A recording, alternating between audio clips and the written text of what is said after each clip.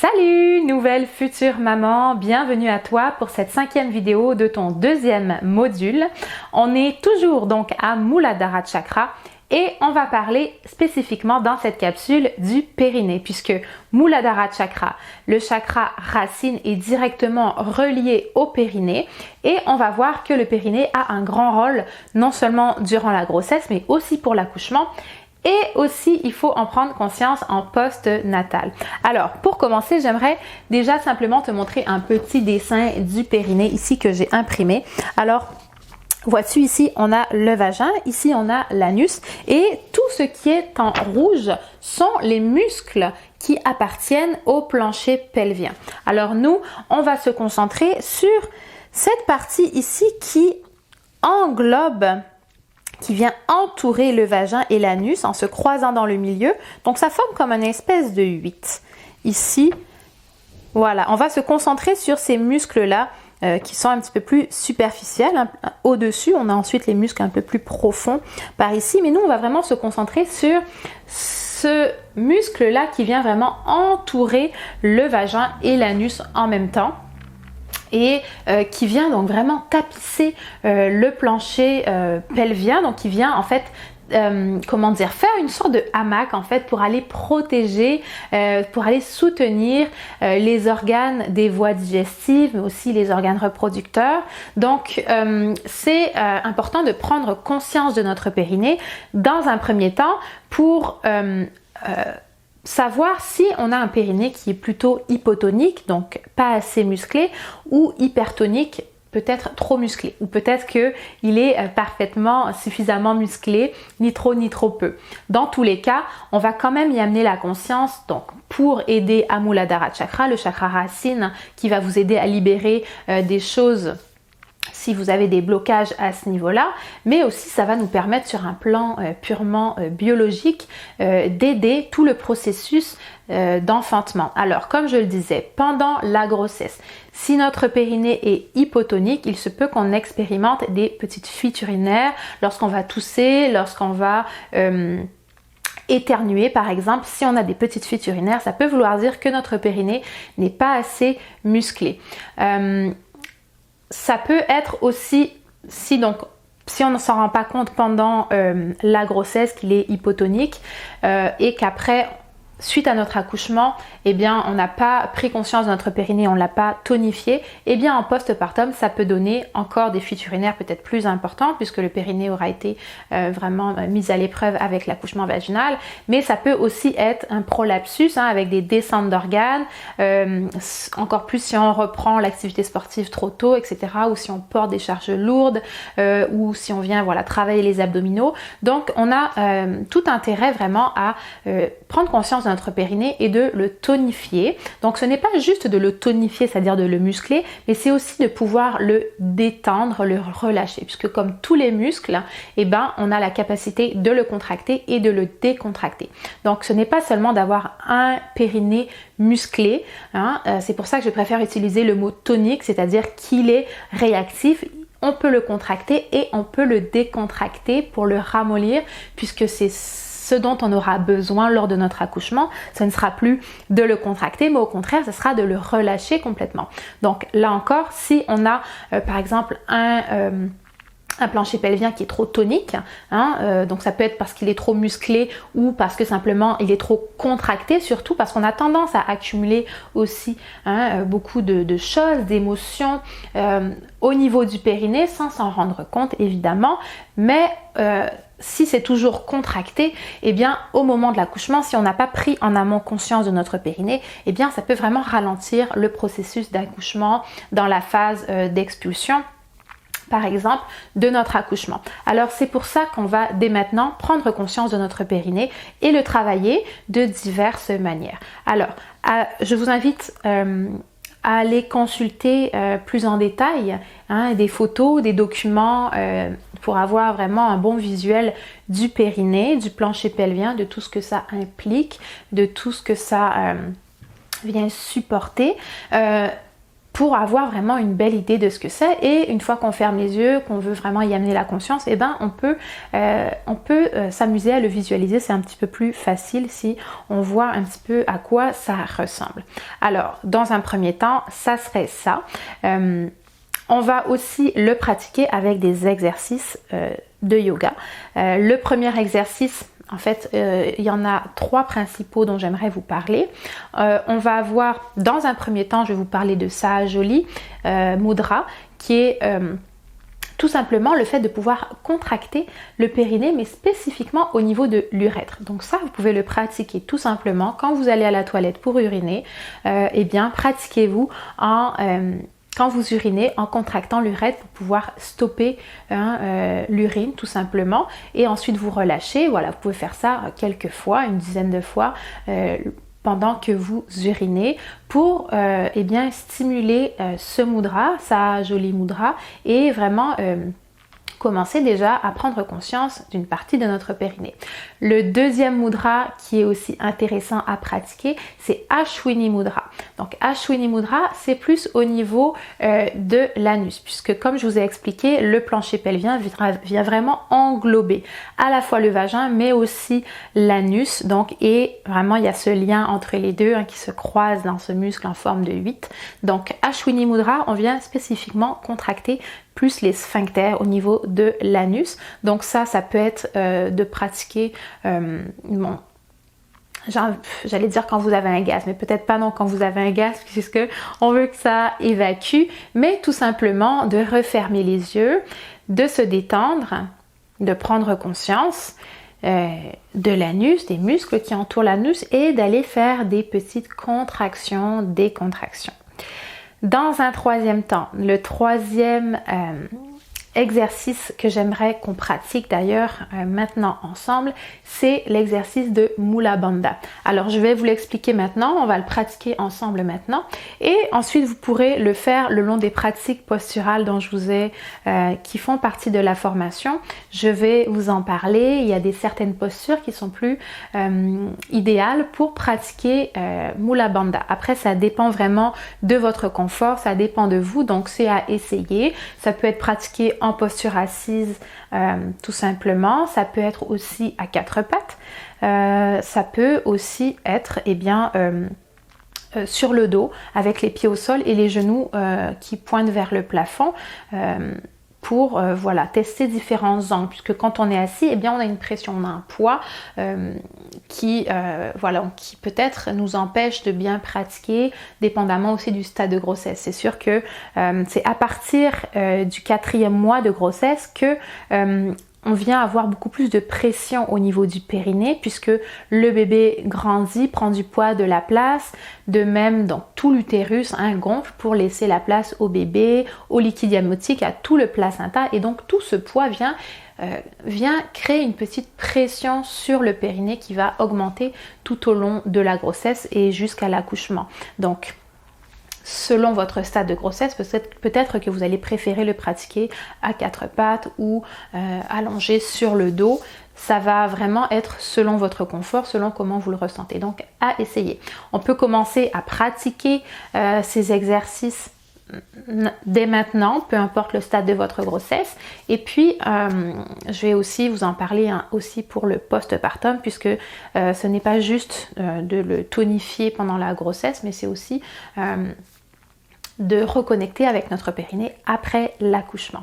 Alors, pour Mula Bandha, il s'agit d'aller, donc moi je vais le pratiquer, je vais vous le montrer en posture assise, mais comme je l'ai dit, ça peut être à 4 pattes, ça peut être allongé avec les pieds au sol, les genoux vers le plafond. Et puis dans les pratiques posturales aussi, il y a des moments où je vais vous dire que c'est une bonne posture pour pratiquer Mula Bandha. Donc voilà, vous allez pouvoir savoir de quoi je parle. Alors, pour Mula Bandha, ici, on vient refermer les yeux, on dépose les mains ici sur les cuisses, on relâche le visage, les traits du visage, la mâchoire. On reconnecte avec nos ressentis. On prend conscience de notre respiration. On prend conscience de notre posture.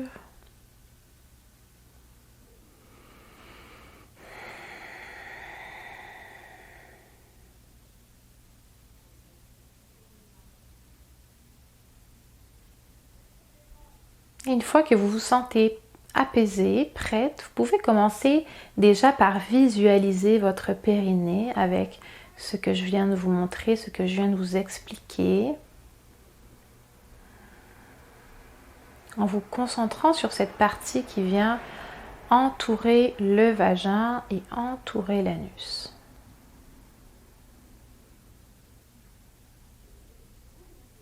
Donc pour l'instant, ça se passe surtout au niveau de la visualisation.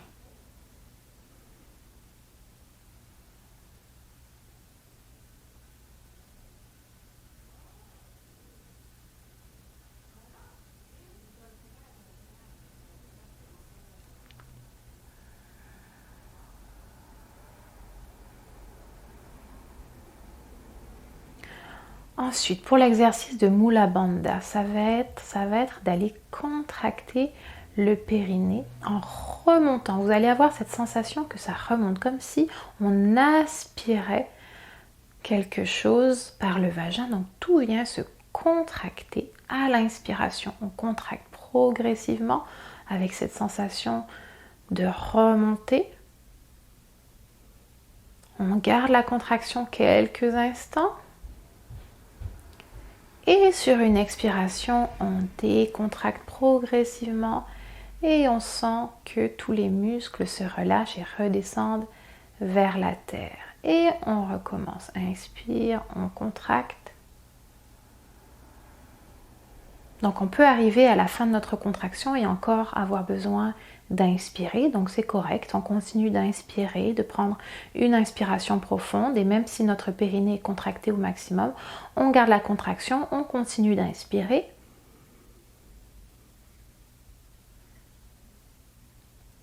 Et on expire en décontractant progressivement le périnée, en sentant que ça redescend vers la terre. Donc il y a vraiment ce mouvement de monter et de redescendre qui s'agence parfaitement à notre respiration lorsqu'on inspire et qu'on expire. C'est cette sensation que vous allez vouloir retrouver lors de l'expulsion de votre bébé, dans la phase finale de votre accouchement, où vous allez vraiment chercher cette connexion à la respiration pour vous permettre d'amener l'énergie vers le bas. Et donc, puisque quand on inspire, on contracte, on vient tonifier. Donc on apprend à contracter, à contrôler les muscles de notre périnée. Et lors de la phase d'expiration, et bien là c'est le contraire, on vient apprendre à relâcher complètement notre périnée, à le détendre, à détendre les muscles qui, en amenant la visualisation vers la terre, donc avec l'énergie descendante, pour permettre l'expulsion de notre bébé qui va se servir de ce mouvement-là avec la gravité, avec la respiration, avec l'énergie descendante. Donc vous pouvez pratiquer Mula Bandha 5-10 minutes selon le temps que vous avez de temps en temps, selon aussi ce que vous ressentez, comment vous arrivez à apprivoiser ça. Au début, ça peut être vraiment, la contraction peut être soit d'un coup, on contracte d'un coup, on relâche d'un coup. Donc, pratiquez cet exercice pour vous juste en restant connecté à la respiration, pour justement vous apprendre à contracter progressivement et à décontracter progressivement. Et plus vous allez le pratiquer, plus vous allez en prendre conscience, plus la contraction va être progressive et la décontraction va être progressive. Donc vous allez vraiment avoir plus de contrôle sur votre périnée, que vous allez pouvoir à la fois tonifier et à la fois savoir relâcher. Donc les deux sont importants. C'est pour ça on ne veut pas être dans muscler son périnée, on veut être dans prendre conscience de notre périnée, savoir tonifier notre périnée en le contractant et en le décontractant. Donc Mula Bandha, un exercice à faire de temps en temps quand vous le jugez nécessaire.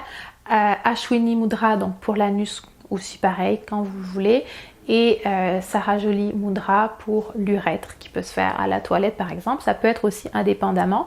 Vous pouvez faire les 3 exercices dans un même temps, c'est-à-dire d'abord commencer avec l'urètre en essayant de contracter uniquement l'urètre, ensuite d'essayer de contracter uniquement l'anus et enfin avec Mula Bandha d'essayer de contracter tous les muscles du plancher pelvien en les remontant vers le plafond. Alors, On a aussi un autre exercice qui peut être intéressant si vous avez du mal à maîtriser la contraction des contractions progressives pour que ça se fasse en douceur. C'est l'exercice de l'ascenseur, dont vous avez peut-être déjà entendu parler, donc qui est vraiment d'aller contracter par palier notre périnée.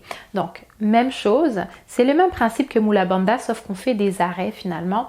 En refermant les yeux, on prend conscience de notre respiration, de notre périnée, on le visualise et quand on est prête sur une inspiration, on contracte légèrement, on s'arrête, on garde la contraction, on continue de respirer.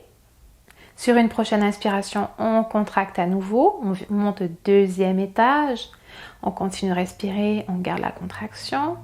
Prochaine inspiration, on inspire, on contracte à nouveau. Cette fois-ci, on est au troisième étage, donc on est au maximum de notre contraction du périnée. Et sur une expiration, on redescend. Cette fois, on n'est pas obligé de s'arrêter au palier, on peut redescendre directement au rez-de-chaussée. Donc vous faites 3 paliers comme ça, premier étage, deuxième étage, troisième étage, et à l'expiration, vous redescendez directement du troisième étage au rez-de-chaussée pour vous habituer à faire des paliers. C'est peut-être plus simple si vous démarrez dans la conscience du périnée. Je vous suggère aussi la lecture du livre Périnée, arrêtons le massacre du docteur Bernadette de Gasquet avec des visuels très explicatifs, donc très intéressant pour ça. Autre, sinon que des exercices de contraction et de respiration, eh bien je vous suggère fortement le massage du périnée. Alors on a plusieurs types de massage du périnée. Dans un premier temps, je vous recommande le massage prescrit, en tout cas décrit par la kinésithérapeute Tammy Lee Kent, kinésithérapeute Tammy Lee Kent, qui a écrit des ouvrages très intéressants. D'ailleurs, je vous recommande tous ces ouvrages, entre autres Wild Feminine. Je ne sais pas s'il a été traduit, mais très intéressant comme livre. Et c'est justement dans ce livre-là qu'elle décrit le massage du plancher pelvien. Donc ce n'est pas un massage à faire à répétition pendant la grossesse puisque ça vient bouger beaucoup de choses. Comme j'ai dit en début de la vidéo, on vient loger beaucoup de choses au niveau de notre périnée, au niveau de notre utérus, dont on ne se rend pas forcément compte. Alors c'est sûr que ce n'est pas pendant la grossesse quand on héberge un embryon, un bébé, qu'on va aller chercher à trop amener de mouvements. Surtout pas les premiers mois. Donc si vous avez dépassé votre premier trimestre, c'est correct, vous pouvez l'expérimenter. Donc c'est un massage périnéal où on va vraiment aller faire un tour de cadran avec le pouce, un tour de cadran pour aller détecter les zones, puisqu'elle explique qu'il n'y a pas qu'un périnée qui est soit tonique, soit hypertonique, soit hypotonique, soit trop mou, soit trop contracté. Il y a certaines zones bien précises dans le périnée qui ont leur tension, qui viennent accumuler des tensions, des nœuds, et qu'on va pouvoir défaire, qu'on va pouvoir détendre avec ce genre de petit massage. Donc ici, on parle vraiment d'un massage qui entoure uniquement le vagin. En plaçant notre doigt, on vient faire un tour de cadran, donc midi, 3h, 6h et 9h, on fait le tour du cadran pour aller masser et voir les zones qui sont en tension, les zones, voilà, pour voir un petit peu qu'est-ce qui se passe à ce niveau-là. Donc, je le répète, ce n'est pas un exercice à faire régulièrement, c'est plus une première approche avec le périnée. Donc, on le visualise, c'est bien, on fait des respirations, c'est génial, mais on peut aussi aller directement le toucher à la source. Enfin, ça va nous reconnecter directement à notre sexualité, à notre identité. Ça va faire bouger des choses aussi peut-être au niveau des racines ancestrales, au niveau des fausses croyances, des croyances limitantes, du bagage ancestral dont on aimerait se défaire. Donc ça peut vraiment être quelque chose d'intéressant à aller explorer. Donc voilà, je vous le suggère. Sinon, on a aussi à partir du 8e mois de grossesse, le massage pelvien qui va vraiment servir à détendre le périnée en vue de l'accouchement. Donc le premier massage du docteur Tammy Lee Kent, c'est vraiment pour découvrir notre périnée, qu'est-ce qui se cache dans notre périnée, les tensions, les zones un petit peu plus oubliées, etc. Donc c'est plus une prise de contact, une première prise de contact, une première approche avec notre périnée, hein, notre individualité. Donc ça peut venir nous chercher si par exemple on a subi des abus physiques. Donc vraiment, allez-y selon votre confort, mais essayez-le quand même. Et voilà, donc le deuxième type de massage qui est le massage plus massage du pelvien à partir du 8e mois de grossesse en vue de l'accouchement, où ça va vraiment servir à détendre le périnée, hein, aller chercher un maximum d'élasticité au niveau du périnée. Donc là on a plusieurs techniques. On a la technique en forme de U où on va vraiment masser, donc évidemment on se lave bien les mains, on peut utiliser une huile neutre, pourquoi pas, pour masser le périnée et vraiment aller détendre toute cette zone là, et puis on continue à garder le contact avec notre périnée. Donc voilà, donc en attendant le 8e mois, une fois que vous avez fait votre massage de Tammy Lee Kent, eh bien ça peut être Mula Bandha, les exercices Ashwini et puis Sahajoli pour vous aider à garder la connexion, puisque je parle de la connexion utérus-cœur, mais il y a aussi notre connexion à notre périnée directement. Donc voilà pour le périnée.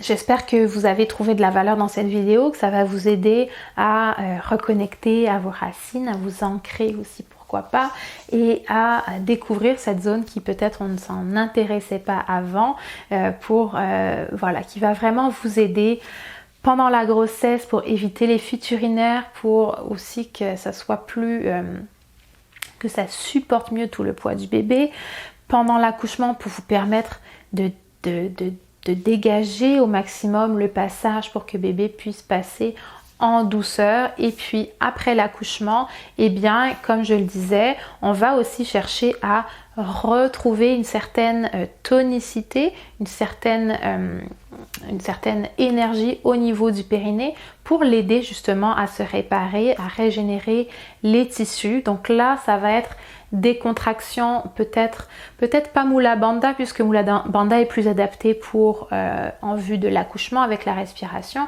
Donc en postnatal, si vous avez vraiment des problèmes au niveau du périnée, eh bien vous pouvez avoir accès à des séances de réadaptation du périnée, hein, avec des exercices spécifiques. Sinon, si c'est juste pour aider à guérir le périnée en douceur, à régénérer les tissus, à mieux faire circuler l'énergie, à retrouver aussi peut-être au bout d'un moment des meilleures sensations, eh bien ça va être tout simplement d'aller faire des contractions, décontractions, hein, pendant quelques minutes. Donc on contracte, on décontracte, on contracte, on décontracte, pour aider à retrouver la tonicité, la vitalité au niveau du périnée. Donc il est dit qu'il faut attendre les 6 premières semaines postpartum avant de commencer. Il y en a qui disent vous pouvez commencer tout de suite. Donc vraiment ça dépend de vous, ça dépend de ce que vous ressentez, ça dépend de votre accouchement, comment ça s'est passé aussi, hein. Moi voilà, je vais pas donner de choses précises puisque ça dépend de vous. Je veux dire, il n'y a pas de il n'y a pas de limite, il n'y a pas ce n'est pas dangereux si vous commencez tout de suite après l'accouchement, comme vous pouvez attendre aussi si c'est très douloureux. Voilà, peut-être que on veut attendre un petit peu avant de s'y coller. Donc remettez-vous-en à votre bon jugement et puis ça ira très bien. Voilà, donc je vous dis à très bientôt pour une prochaine vidéo et puis namasté.